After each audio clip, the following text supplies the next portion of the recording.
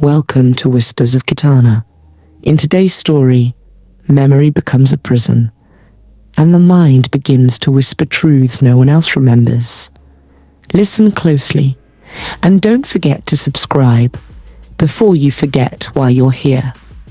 I started therapy after a long year of panic attacks, insomnia, and a feeling I couldn't explain. Like I was slipping out of my own life. My therapist's name was Dr. Hall, a calm woman with soft eyes and a voice that felt like warm water.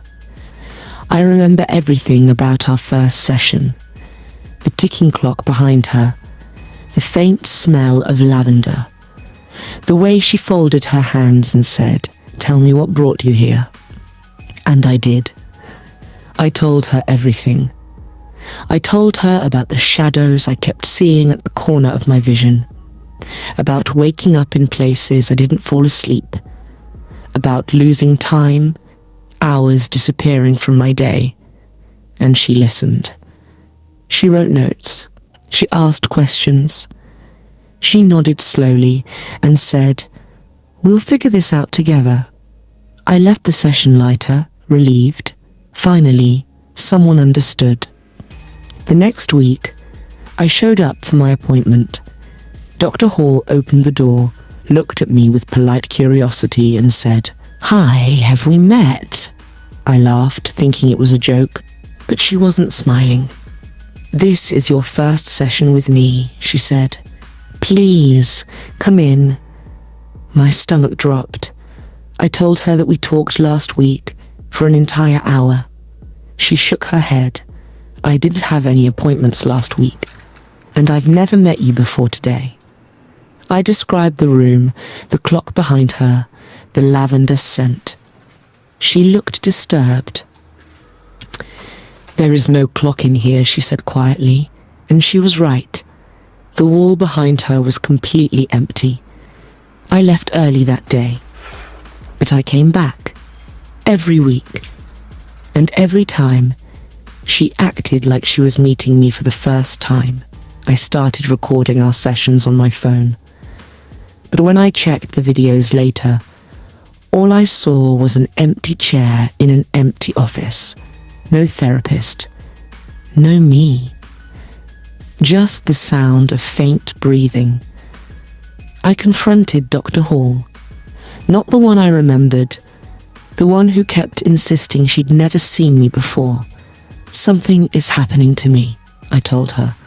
"You're the only one who can help." She stared at me with a strange softness. "If what you're saying is true," she whispered, "then you're visiting someone. But it isn't me." I asked her what she meant. She hesitated. "Sometimes," she said, "patients in a dissociative state create an inner version of their therapist. Someone who appears when they're scared. Someone only they can see." I felt cold, but that's not possible. I whispered, "I'm talking to you. I hear you. You ask questions. You give advice." Dr. Hall nodded slowly. The mind can be a very convincing storyteller. That night, I dreamed of her office, the version with the clock, the lavender. I sat down across from her, the woman who looked like Dr. Hall, but wasn't. She smiled at me. "I've been waiting," she said. "You don't visit as often anymore." My voice trembled.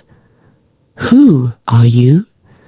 The woman leaned forward, her face soft, familiar, almost comforting. "I'm the one who listens," she whispered. "The one you created, to hold the memories you can't bear to keep." I woke up shaking.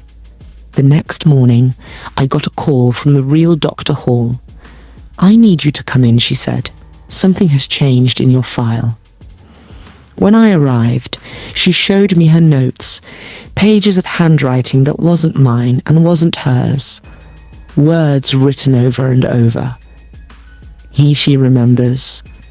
Below it, one sentence. "Stop visiting me." Dr. Hall looked at me with fear in her eyes. "I think "You're not alone in your mind," she whispered. I left her office and walked past the mirror in the hallway. My reflection wasn't moving. And then it smiled, the same soft smile my other therapist had. And I finally understood. I wasn't losing time. Something else was using it. If this story unsettled something inside you, perhaps it was meant to. Subscribe to Whispers of Kitana and return for the next voice in the dark. Some truths can only be heard at night,